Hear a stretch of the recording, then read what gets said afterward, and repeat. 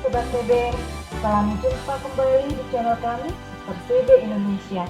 Kali ini saya, Suster Birgita CB, akan menjumpai para misionaris kami yang baru saja kembali ke tanah air Indonesia tercinta. Nah, siapa saja para suster itu? Mari kita jumpai dan kita dengarkan kisah-kisah mereka, perjuangan mereka, dan ya segala pengalaman indah mereka di sana. Yuk, kita ngomong. Hai para suster.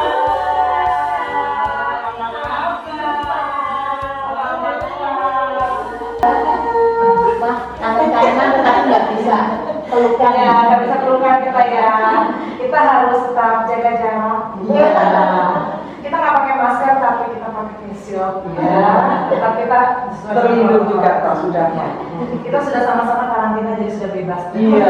Aman ya. Ya, para suster, senang sekali kita bisa berjumpa kali ini bersama suster dan kami ingin mendengarkan kisah-kisah cintanya para suster selama diutus bermisi ya para suster ya. Nah, sebelumnya Sobat CB kita ingin kenalan ya dengan para suster kita yang cantik-cantik ini. Salam kenal. Silakan suster dari ujung. Saya Suster Liviana dari Klaten, bertugas di Brasil selama 6 tahun. Saya Suster Irenea, halo. Asal dari Jali, tahu nggak? Daerah Prambanan, lalu bertugas di Maastricht di pusat Belanda selama kurang lebih 5 tahun. Saya Suster Yosefa. Saya kebetulan juga dari Klaten, sama Suster. Saya dari paroki Bundar. Kok beliaunya Kebonarum ya? Kebonarum. Saya selama 10 tahun bertugas di Memphis, Amerika. Terima kasih. Hai, nama saya Suster Ansilia. Orang tua saya terakhir tinggal di Purworejo, jadi saya berasal dari Purworejo, katakan begitu. Saya sebagai misionaris di Amerika selama 30 tahun. Wow. Di Memphis, Tennessee, USA. Terima kasih para suster.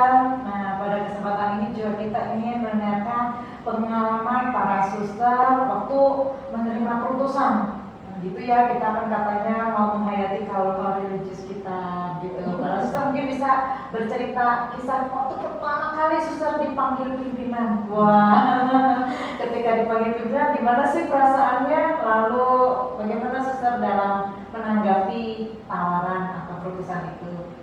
Kan para suster. Wah, nostalgia nih ya.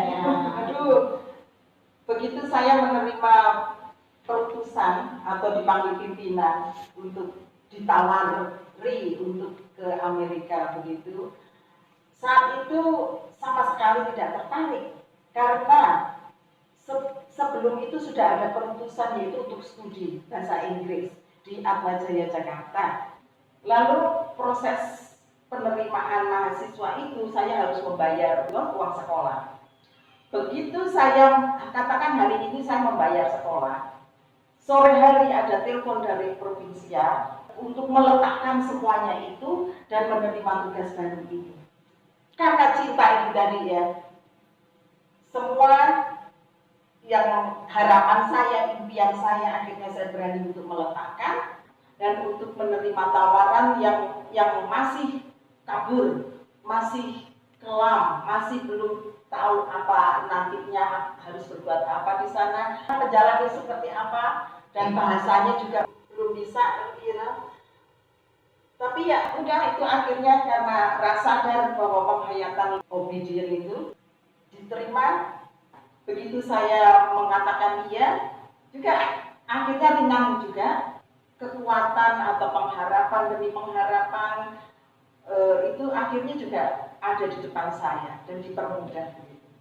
Tuhan memang sungguh memberi jalan. Akhirnya bisa menjawab ya atas keputusan itu ya.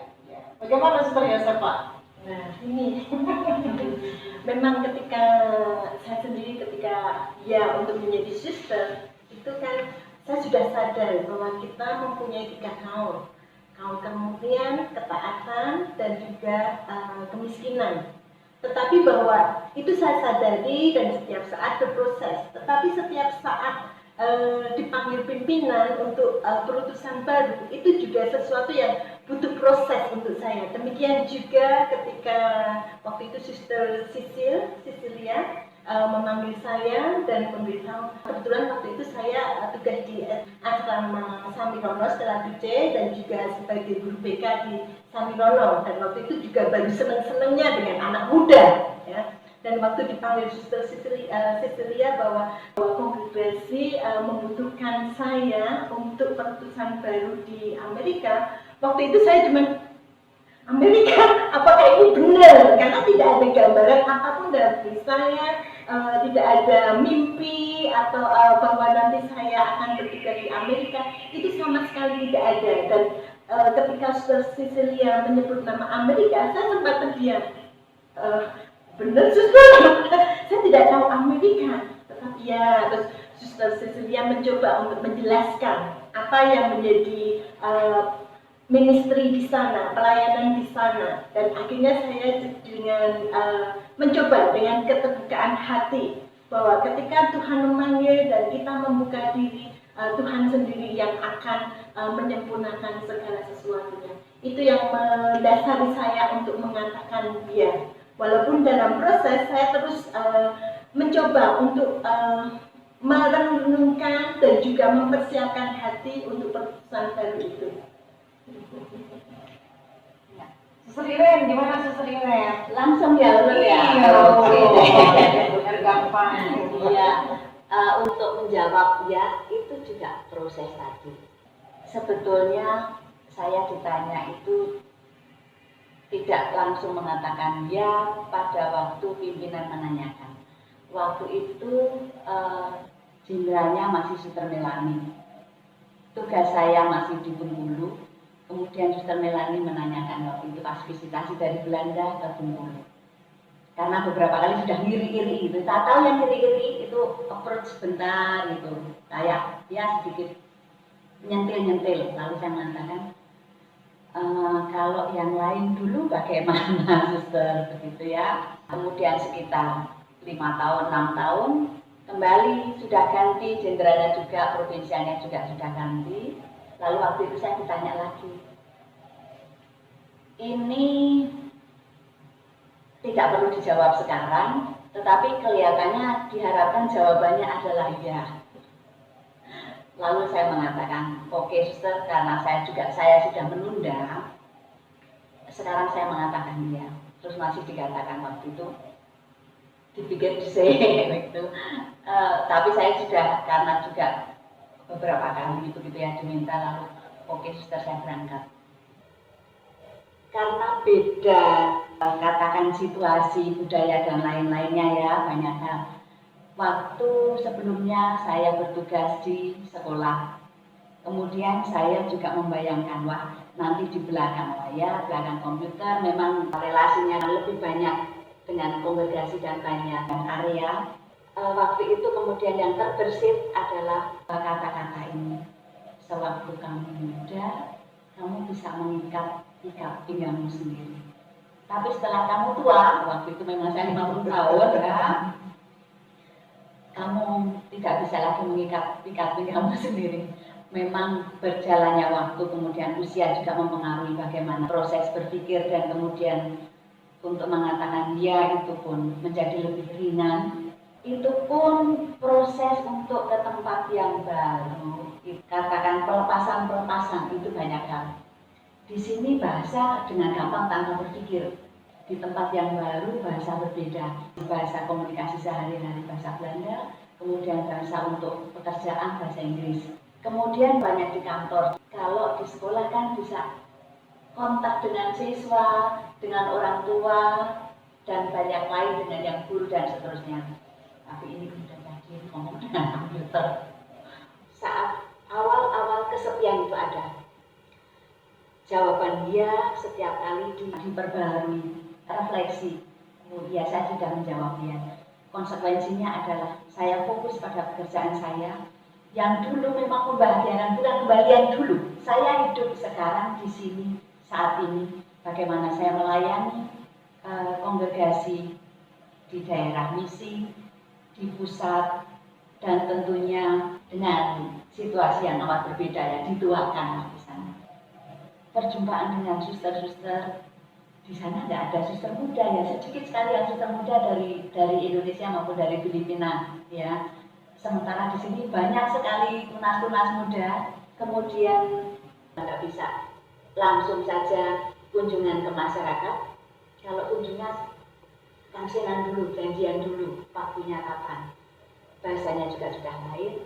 Musimnya juga mempunyai 4 musim yang kalau musim dingin kita seperti lemper, tahu lemper ya? Dari atas, dari bawah sampai ke atas, dan dari atas sampai ke bawah. Semuanya rapet. Nah itu juga awal-awalnya kok berat ya, jalan juga nggak bebas gitu. Jadi setiap kali jawaban dia untuk menjadi misionaris atau di tempat utusan yang baru, tidak saat itu saja ya jadi, tetapi toh setiap kali menjadi refleksi hidup, setiap saat menjadi jawaban dia atas tawaran Tuhan, di mana fokus pada perutusan dan lagi semakin merefleksikan dan mendewasakan diri untuk setiap peristiwa dimaknai dan dihayati sebagai itu adalah putusan, sehingga apapun ya sudah berkonsekuensi dengan mengatakan dia ya konsisten dan konsekuen. Tidak mudah, tetapi kita usahakan bersama. Tuhan menyertai. Ya. Terima kasih. Terima kasih Suster Lilian. Suster Lid, gimana Suster Lid pergumulannya pertama kali menerima perutusan ke Brasil? Wah, ya. Terima kasih untuk kesempatan ini. Saya juga utamanya juga terima kasih untuk kongregasi. Tidak pernah terpikir sebenarnya saya membayangkan waktu itu Brasil itu letaknya di mana, seperti apa. Hanya yang saya tahu mayoritas Katolik dan negara besar gitu. Yang saya saat itu ketahui sekilas. Maka saya ragu-ragu sekali pada waktu awalnya itu apakah saya bisa. Dan rasa kecil, Siapakah aku ini akan bisa sampai ke Brasil? Mengapa begitu? Saya lemah di bahasa. Saya sudah menyadari sejak awal bahwa saya tidak bisa berbahasa Portugis. Sekata pun saya waktu itu tidak tahu bahasa Portugis. Suster Carolina memberi kesempatan untuk persiapannya ke Filipina. Lalu di sana saya dipersiapkan untuk bahasa Inggris dulu, bahasa Portugisnya langsung di sana saja. Dan di Filipina saya dipersiapkan untuk di rumah sakit, di mana rumah sakit saya belum pernah tugas di rumah sakit, dan tugas sebagai kaplan untuk kunjungan pasien yang gawat yang harus didoakan dan seterusnya, pastoral care ya sekarang ini. Saya sungguh memberanikan diri untuk bagaimana berdoa mendampingi para pasien yang bahasa Inggris saya juga masih sangat minim. Ya, tapi itu terlampaui. Kemudian berangkat ke Brasil itu suatu kebanggaan. Lebih kurangnya bisa komunikasi lah untuk bisa sampai di sana.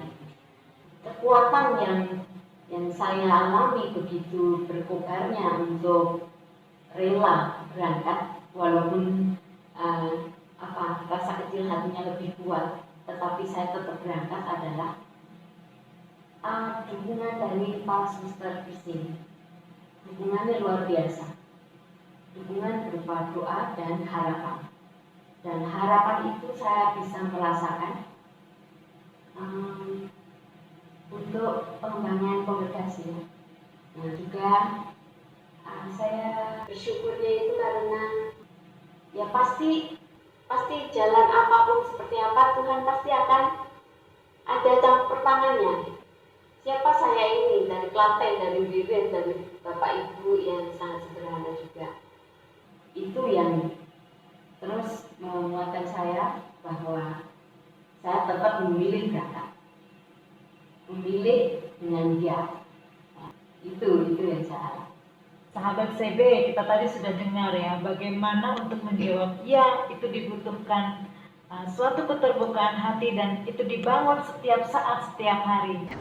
Nah, Suster Ansilia, senang ya tadi juga sudah mendengar bagaimana bisa menanggapi perutusan itu dan Suster udah 30 tahun imagine ya, 30 tahun. Umur profesi aja saya belum selesai ya. Yang luar biasa 30 tahun. Mungkin sobat-sobat CB yang muda-muda ini belum ada 30 tahun ya. Suster Ansilia, wah sudah menjelajahi Amerika 30 tahun lumayan ya.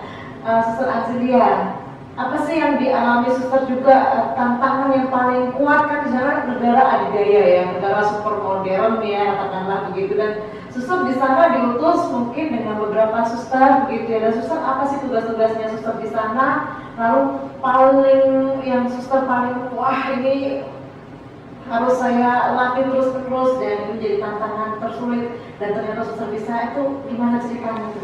Oke, jadi pertama kali tugas saya adalah studi. Walaupun saya punya latar belakang sebagai pernah belajar di tourism, tapi ketika sampai di sana itu bahasa Inggrisnya juga lain ya, karena lebih ke praktek. Dulu kan lebih grammar, praktek sedikit-sedikit dengan turis-turis itu, tapi lain lah. Ini kan kayak sehari-harinya ngomong itu. Nah, waktu belajar itu masih berbanyak-banyak, ada beberapa suster di sana yang juga punya tugas yang sama, studi. Jadi seolah-olah ada teman gitu ya. Itu juga sudah ada tantangan dan kita harus rendah hati juga karena seolah-olah di mata mereka orang-orang Amerika itu merasa di Indonesia ada kok enggak? Di Indonesia ada yang sampai dengan yang kecil-kecil itu mereka merasa bahwa nggak ada di sana gitu. Jadi diremehkan begitu ya. Jadi rasanya tuh nah itu yang awal-awal begitu ya. Lalu juga dengan bahasa sudah pasti, kemudian dengan culture itu. Tapi kemudian sampai pada perutusan yang sesungguhnya, yaitu yang bahasa tadi itu kayaknya untuk batu loncatan begitu. Itu udah kecil dianggapnya begitu. Sekarang yang mission itu, karena waktu itu saya termasuk orang yang pertama mencari mission di Memphis itu apa, itu jadi belum ada sama sekali. Itu juga rasanya sendiri dan butuh keberanian, ketangguhan yang luar biasa. Karena seolah-olah saya merasa ditantang juga bahwa ini karya pribadi. Karena tidak ada yang support, tidak ada yang lain, hanya saya gitu. Perasaan, walaupun kenyataannya pasti ya, itu didukung. Yang lain ada waktu itu serius seperti udah ada di sana Sur Anjeli, tapi itu di state lain, di Mississippi. Nah ini saya akan memulai di Memphis, Tennessee begitu. Kemudian tugas-tugas yang pertama setelah mendapatkan itu mengajar di namanya St. Michael Catholic School. Di situ SD kami punya pre-K dari umur 2 tahun sampai kelas 8. Di situ yang tadinya bahasa saya rasa juga sudah oke, ternyata juga masih ada gap, dialeknya lain begitu. Kemudian juga tantangan bahwa karena saya sendiri, jadi saya harus senantiasa punya kesiapsediaan diri untuk mencari aktivitas-aktivitas apa supaya ya dikenal ke eksistensi kita di sana gitu ya. Ya ikut kur, nanti ada occasion promotion atau apa. Saya pernah datang itu tuh ternyata romo-romo yang datang dan yang dipromosikan mostly hanya untuk yang laki-laki. Jadi saya hampir hanya hadir aja, kok yang panggilan wanita kayaknya nggak ada, jadi tidak sesuatu nggak ada. Tapi ya itu, that's okay. Kesiapsediaan diri sebagai hamba, yang merendah, ya udah aku ikut aja. Bersyukur sekali bahwa kami punya hadir. Jadi itu juga salah satu tanda bahwa mereka itu mengenali kita dan bersyukur sekali, berterima kasih mereka untuk tanda yang kita mau pakai gitu.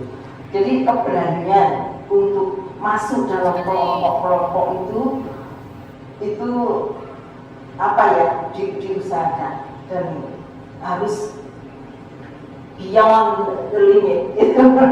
Kalau limitnya cuma segini, enggak, you have to be beyond that, gitu. Loncat dari limit yang ada, gitu awal-awalnya. Sejak tahun 1997 saya memulai tugas sebagai guru full time langsung di sekolah Katolik. Si Michael itu 3 tahun. Kemudian dari situ saya pindah ke SIN Catholic School juga, sama mostly dari kelas umur 2 tahun sampai kelas 8 gitu. Itu lama di situ, 16 tahun di situ. Sampai akhirnya sekolahan itu ditutup. Wow. Kemudian ada kesempatan juga untuk mengolah diri di sabbatical itu. Pulang dari sabbatical ada tawaran profesi lain gitu, jadi tidak sebagai guru lagi, tetapi lebih pastoral. Walaupun tugasnya juga sama, ngurusi anak-anak sekolah yang tidak di Catholic school, tetapi mereka di public school. Jadi kami ada aktivitasnya itu cuma hari Minggu saja, tapi sama punya kelas dari kindergarten sampai kelas 8 juga.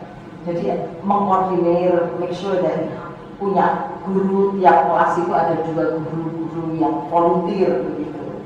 Jadi kelihatannya itu, tapi cukup rumit dan detail juga tugas-tugas di situ. Ya, itu aneka tugas yang saya lakukan selama ini di Memphis, Tennessee.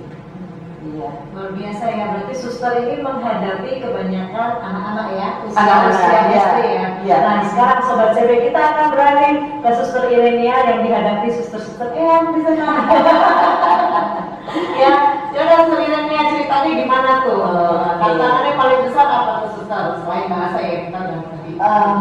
Iya, untuk masuk ke sana, tugas saya adalah sebagai sekretaris di General Board di General. Untuk menjadi utusan, memang lalu saya harus setiap kali menyatukan dengan siapa yang mengutus saya. Lewat kongregasi, Tuhan mengutus saya.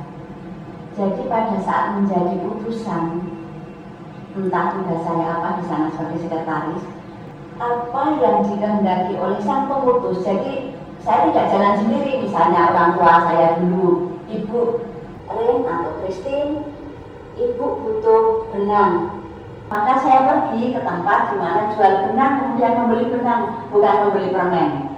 Untuk setiap kali atau menangkap, untuk apa saya diutus? Sebagai utusan adalah mendengarkan suara dari yang mengutus saya. Maka saat menjadi sekretaris, tugas sekretaris itu di belakang layar. Informasi yang akurat memang dibutuhkan untuk General Board ya, untuk pengambilan keputusan dan seterusnya. Kemudian kerendahan hati untuk tidak aku kok. Nah, pelayanan yang sungguh tulus untuk tidak mencari diri, tetapi menghayati siapa yang mengutus saya, kemudian saya mengikuti di mana saya diutus, kemudian mendengarkan saya diutus untuk apa kok. Lalu kalau sebagai sekretaris harus bisa keep silent. Hampir semuanya surat-surat datang saya buka duluan. Mungkin justru saya belum tahu, tetapi saya sudah membaca duluan. Nah ini saya nggak boleh, itu adalah profesionalnya. Apa yang saya tahu, apa yang saya dengar, nggak bisa jadi ember. Lalu ngomong ke sana kemari, oh saya gini loh, atau menjadi informan. Nah itu amat tidak profesional dan amat tidak religius. Kerendahan hatinya di sana diuji terus-menerus. Kadang-kadang ini mengatakan gini-gini ya, kita dengar-dengar dari suster-suster. Saya tahu tetapi saya tidak, pura-pura tidak tahu atau pura-pura tidak dengar. Nah, aku tuh kepengen menjawab, itu nggak benar misalnya begitu, itu nggak bisa. Jadi kerendahan hati sebagai hamba Yahweh, dijambutnya diem, tapi itu istilah aja ya, bahwa setiap kali untuk merefleksikan panggilan saya atau jawaban ya saya, utusan saya bukan saya yang mengutus saya kongregasi, itu tugas saya ini. Saya setiap kali mendengarkan bagaimana saya harus bersikap, bagaimana saya harus menghadapi ini. Memang untuk discernment, memilah-milah ya, mana yang baik, mana yang tidak baik. Sementara kesempatan di sana untuk menghilang kepercayaan itu besar sekali. Jadi kedewasaan pribadi untuk melihat, oh ini perlu, ini tidak, ini baik, ini tidak, itu amat dibutuhkan kejelian atau kejernihan untuk mengambil sikap dan mengambil keputusan. Tidak selalu mudah, kadang-kadang juga ditunda, tapi lalu ditunda kemudian saya sendiri yang kerepotan. Tetapi bahwa sebagai utusan, apapun tugas saya itu adalah kongregasi. Saya bisa ke Belanda karena kongregasi. Kalau saya nggak jadi suster, juga nggak bisa ke Belanda, juga nggak bisa jadi sekretaris di General Board. Kemudian rasa syukur, apapun tantangan, kalau kemudian saya mengusahakan channelnya itu kepada Tuhan sendiri, ada kesulitan, beliau selalu mengulurkan tangan. Banyak, hampir semuanya sudah baik dengan cara masing-masing. Kalau soal kesepian pasti ada, saya alami juga. Karena apa? Bahasa beda, makanan beda, budaya beda. Yang dihadapi, yang di sini banyak yang muda, di sana tua-tua. Di sini ngomong dengan cek-cek dengan anak-anak, di sana hanya dengan komputer. Nah, tapi juga dengan yang board yang lainnya. Bahwa berbeda sekali pelayanan yang di Indonesia dengan yang di pusat di Maastricht. Kalau dikatakan tantangan, Santo Paulus mengatakan cinta Allah cukup bagiku. Mau untuk apa lagi? Semuanya kongregasi memberikan. Jadi kalau sebetulnya bersulit-sulit, saya sendiri sebetulnya yang mencari-cari. Dimanapun kita diutus, ada suka dan dukanya. Tinggal bagaimana saya menghadapi atau mengolah peristiwa itu. Tidak selalu mudah, tetapi toh Tuhan selalu memberi jalan dan tidak ada cobaan yang melebihi kekuatan kita yang diberikan oleh Tuhan. Jadi Tuhan selalu menyertai.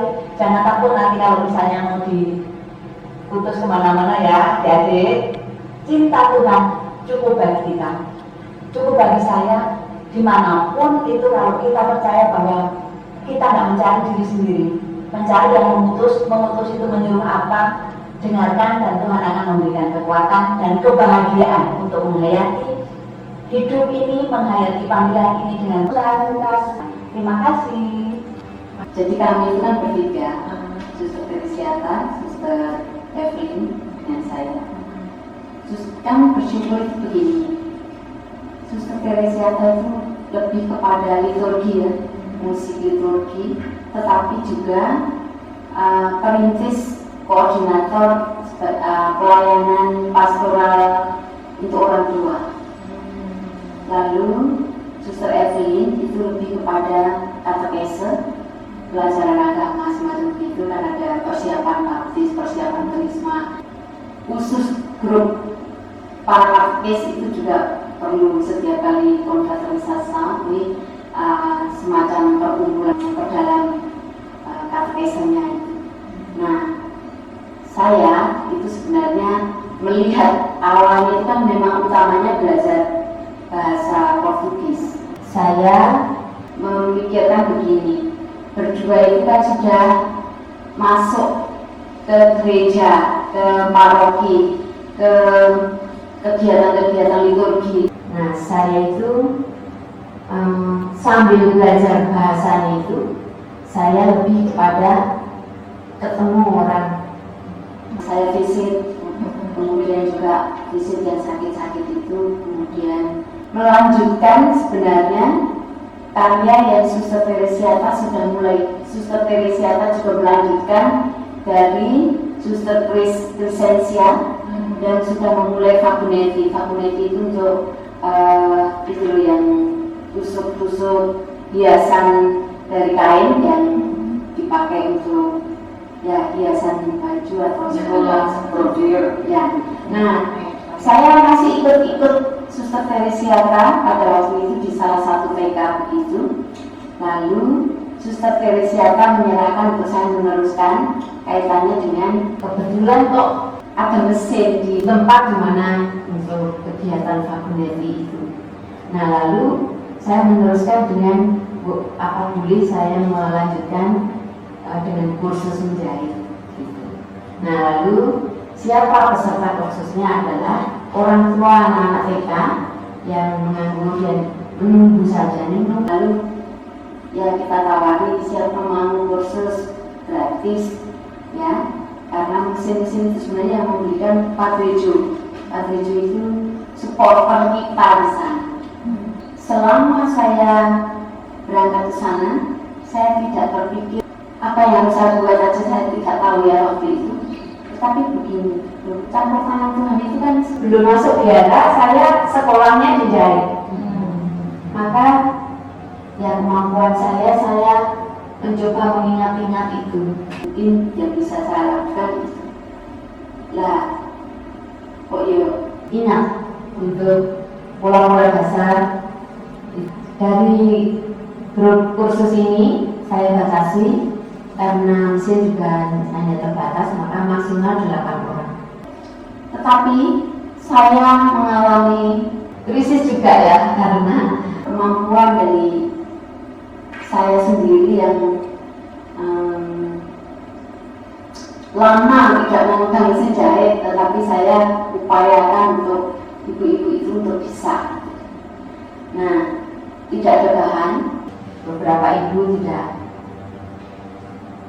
bisa membaca, tidak bisa itu untuk menghitung semua menggunakan kalkulator di handphone. Mereka pintar sekali kalau menggunakan handphone. Lalu ya saling saya belajar dari mereka kalau bahasa, mereka belajar untuk ya gerakan kepekaan untuk berbuat sesuatu yang sesuai kebutuhan. Nah, kebetulan yang saya alami, tidak sesuai dengan kebutuhan. Kebutuhannya adalah memang kedatangan kami itu membangun komunitas.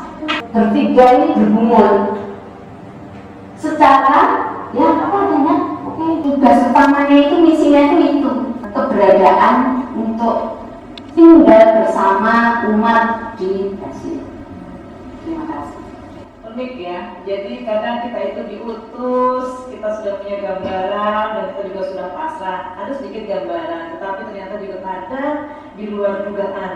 Dan tetapi bahwa bisa menemukan makna di balik setiap peristiwa dalam keputusan dan akhirnya bisa menemukan nilai-nilai itu menjadi kekuatan dalam hidup. Nah, ini yang luar biasa. Nah, satu nilai bahwa misinya adalah yaitu untuk hidup bersama di komunitas di suasana yang tentu yang berbeda, tidak latar belakang budayanya dan macam-macamnya. Tetapi kita bagaimana bisa survive di sana dan bisa tetap membangun komunitas bersama masyarakat ya, bisa. Oke, Suster Yosefah sekarang nih. Aduh, kita lihat tuh dengan anak-anak ya, masih lucu-lucu gitu ya. Bagaimana tuh ngomongnya dengan anak-anak ya? Tadi Suster Diana juga sudah cerita ya tentang pergumulan. Nah, kita sangat ingin dengar nih yang kisah-kisah yang menyenangkan, yang membahagiakan selama bersama anak-anak ya. Oke, Suster. Terima kasih. Ya, memang sebagai misionaris memang banyak tantangan, tetapi kegembiraan dan kebahagiaannya amat sangat banyak dan sungguh amat sangat menguatkan. Buktinya Suster Angelia sampai 30 tahun dan Parasutu sampai beberapa tahun, dan saya sendiri puji Tuhan sampai 10 tahun lebih. Terasa ya? Tidak terasa. Padahal kayaknya baru kemarin kayaknya sudah sebelumnya itu menjadi rahmat tersendiri ya sebagai misionaris. Yang pertama tantangan, kalau tadi Suster Irennya kalau winter kayak winter kayak kulit, tetapi juga di satu sisi itu sebenarnya bagi saya itu ada kegembiraan. Saya boleh bagaimana Tuhan itu berkarya begitu indah. Ada musim salju, musim semi dan macam-macam. Dan tadi perjumpaan dengan anak-anak yang kebetulan saya dipercaya untuk mengajar anak TK. Ya, anak TK kelas 1 dan kelas 4. Tetapi yang fokus saya anak TK. Anak TK itu amat sangat polos dan ingin tahunya besar. Waktu awal-awal saya mengajar ini menjadi tantangan tersendiri. Kalau di sana ketika saya menyampaikan, mengungkapkan pertanyaan, semua tunjuk jari. Sampai saya minta untuk yang boleh berbicara, nanti yang suster tunjuk. Beda, kalau di Indonesia saya kan minta, ayo tunjuk jari. Tetapi kalau di sana saya minta untuk untuk tidak tunjuk jari, untuk mendengarkan. Dan yang kedua, kadang pertanyaan mereka itu amat sangat di luar bayangan kita. Contoh, ketika menerangkan tentang keluarga kudus, ketika Yesus lahir di kandang, dan yang lucu itu anak itu tunjuk jari. Suster, kok bisa Yesus keluar dari perut Maria? ungkapan yang membuat saya juga, anak ini kritis. Tetapi untung saya juga, itu adalah miracle, itu adalah mujizat, itu salah satu. Tetapi bahwa yang paling menyenangkan itu kepolosan mereka. Suatu saat mereka tunjuk jari, suster, saya kemarin kok melihat suster ke supermarket. Nah, gambaran mereka karena amat sangat jarang seorang biarawati dengan habit di Amerika ya, maka gambaran mereka itu seorang suster itu ya kayak di awal-awal, kayak mereka tidak perlu makan. Jadi saya lihat itu awal-awal. Akhirnya mereka familiar juga. Suster juga seperti kalian, suster juga butuh makan, suster juga perlu untuk belanja, untuk masak, terus baru gitu. Kegembiraan menjadi misionaris itu adalah kita dipertemukan dengan berbagai macam latar belakang dan semuanya itu menjadi teman, semuanya itu menjadi keluarga bagi kita. Kami serumah ya dengan Suster Angelia itu saya sudah 10 tahun bersama beliau, dan juga pergulatan kita menghadapi anak-anak ya, bagaimana kita bisa sharing satu sama lain, karena masing-masing sekolah tantangannya juga berbeda. Tapi di situ anak-anak itu yang ada itu hanya senang dan menyenangkan. Ketulusan mereka, kepolosan mereka, ini menjadi support tersendiri untuk saya. Bagaimana saya diutus untuk ambil bagian dalam karya kongregasi, tentu saja berbagi spiritualitas dengan komunitas di sana, komunitas Amerika, dan kebetulan anak-anak. Dan saya sungguh amat sangat bersyukur karena anak-anak ini adalah calon-calon atau harapan gereja, yang dimana apapun yang kita katakan mereka ingat.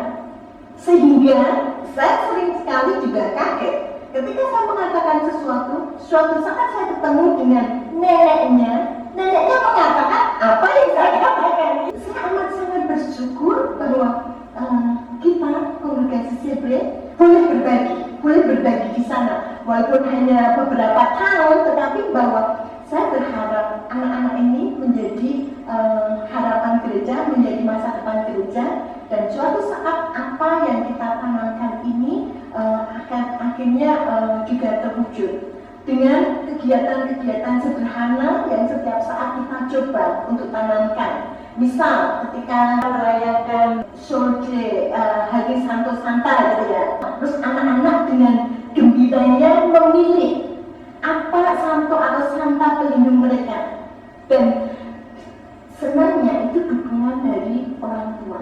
Walaupun mereka anak-anak dan mereka nanti satu persatu mengatakan 1-2 kalimat. Pertama mengatakan santo yang menjadi pelindung mereka. Yang kedua, apa yang mengesan atau apa yang kamu ketahui tentang santo-santa itu.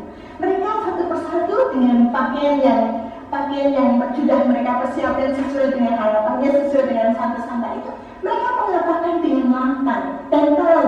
Padahal ini anak kecil ya, harapannya kan kita, oh ini menjadi sesuatu yang akhirnya diingat oleh mereka. Jadi kemudian ketika orang tua sudah ada di aula begitu, sudah nunggu, terus anaknya satu persatu menyampaikan 1-2 kalimat. Untuk orang tua menjadi, oh anak-anak kecil aja tahu untuk value dari Santa yang diteladani itu apa. Harapannya juga menjadi gerakan ya. Dan yang kedua, Mei itu kan menghormati bulan Maria. Jadi kita seluruh anak diminta untuk pakai baju gereja atau baju, karena kita sekolah Katolik, jadi setiap saat pakai seragam dan membawa bunga dari rumah.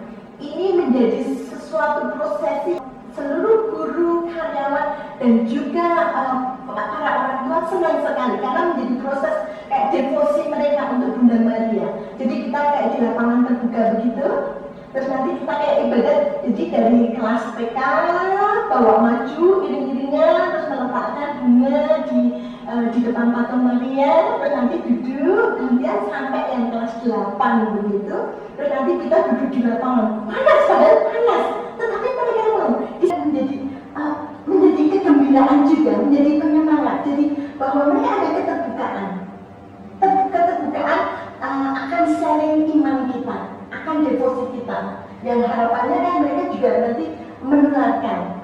Christmas itu juga ada. Jadi memang untuk anak-anak TK, anak-anak kelas 1 itu banyak sekali aktivitasnya. Ini menjadi kegembiraan kami juga para misionaris. Mana itu menjadi cara Tuhan ya, memberi energi positif. Dan itu juga itu baru yang dengan anak-anak. Kita juga hidup di tengah-tengah komunitas orang-orang tua ya. Ini paroki besar sebenarnya. Jadi sungguh amat sangat bersyukur kita boleh ambil bagian, dan mereka amat sangat menghargai kita sebagai seorang suster. Jadi seperti yang disampaikan Suster Ansilia, ini menjadi rahmat kita tersendiri. Kalau ada apa-apa karena ada ini baju suster, itu mereka itu cepat tanggap. Di Amerika itu mereka masih menghargai biarawati, walaupun itu bukan Katolik. Jadi kita misal di parkiran terus mau kemana gitu, suster itu ada parkiran kosong, udah ditunjukin. Parokinya suster itu ada paroki besar. Apakah hanya kongregasi kita atau ada kongregasi lain, Suster? Kebetulan yang terlibat dalam paroki ini hanya kita, kongregasi Saat ini, tapi sebelumnya ada. Dulu lama, karena ada sekolahan dulu, sekolah Saint Louis itu lama sekali sebelumnya itu Suster Dominika, tapi udah puluhan tahun yang lalu sebelumnya. Komunitas religius di Amerika mulai turun juga untuk membernya ya, berkurang banyak gitu. Kayak misal hari Rabu, kalau Suster Ansilia kan dengan core-nya ya banyak yang terlibat. Dan untuk hari Rabu itu kita di paroki itu ibu-ibu, bapak-bapak itu berkumpul penyalaman iman bersama. 75 orang lebih. Itu yang bagi saya sesuatu yang hidup, yang juga menjadi kegembiraan lihat komunitas dan senantiasa menimba kekuatan untuk saling dan juga berkembang dalam iman bersama-sama. Dan juga ada adorasi 24 jam. Jadi kita ada jadwal, siapa yang mau, ada loh yang di hari itu ada memang 24 jam. Dan mereka berani itu memang benar-benar hidup ya mereka. Komunitasnya komunitas hidup ini menjadi untuk kami misionaris ya benar-benar rahmat. Kita berbagi tapi kita juga menimba kekuatan dari mereka. Tapi kayak dikekuatkan dan kayak anak kecil setiap saat bisa ketemu gitu langsung lagi meluk kita. Dan bersyukurnya mereka percaya kita, walaupun kita dari Indonesia, tetapi mereka percaya karena itu kan sebenarnya kita juga harus hati-hati ya dengan culture di sana. Tetapi mereka ketika anak yang memeluk kita, mereka juga tidak masalah, mereka senang aja. Jadi udah biasa, entah di supermarket atau apa, mereka peluk itu kan. Kadang saya juga karena tidak pakai seragam itu harus mengenali dulu ya. Tetapi ketika itu langsung tahu begitu. Yang kemarin saja ini kan COVID ya, ada pandemi ini. Tapi kita tetap buka sekolahannya. Tetapi kita memang pakai ini masker, ya ini protokoler amat sangat dan tidak boleh semua. Yang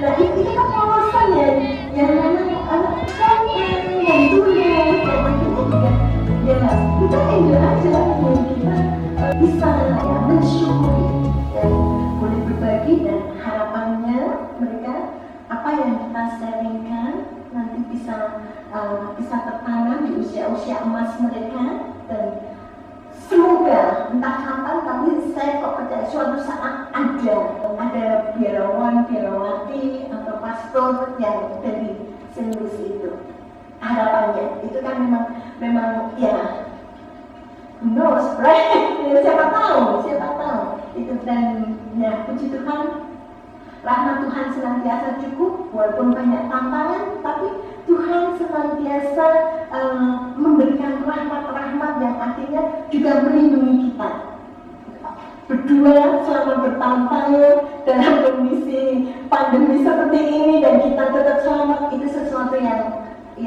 amat sangat kita syukuri dan membanggakan. Terima kasih. Ya, baik. Luar biasa ya Sobat CB ya, kita sudah mendengarkan kisah-kisah para suster selama bermisi beberapa tahun ya, tinggal berpisah dengan orang-orang yang dicintai khususnya di Indonesia ya, juga para suster di Indonesia ya, kita sudah lama tak jumpa dan kita mendengarkan kisah-kisah para suster tadi. Sungguh kita juga diperkaya secara rohani, tapi kita juga merasa di-challenge ya, ditantang ya, seperti apa sih misi sederhana ya, makna kehadiran ternyata, dan percaya pada penyelenggara ilahi, maka segala sesuatunya bisa terlewati. Siapa yang akan bisa melanjutkan? Kita tunggu